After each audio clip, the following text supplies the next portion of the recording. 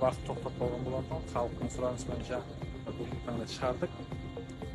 Атап айтсақ, қазір 6 автобус жүр, 4 аға, 8 автобус жүр.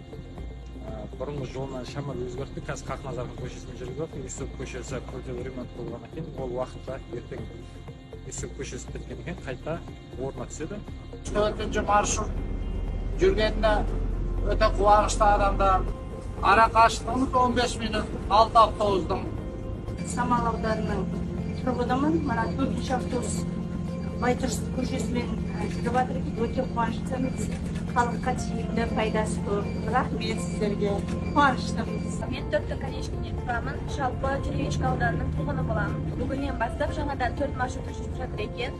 Әкімшілікке алғысымыз шексіз. Қайтадан осы маршрутты қолданғанына, себебі біраз уақыт болған, жүрмей қойғанына, сондықтан барлық халықтың атынан рахмет айтамыз.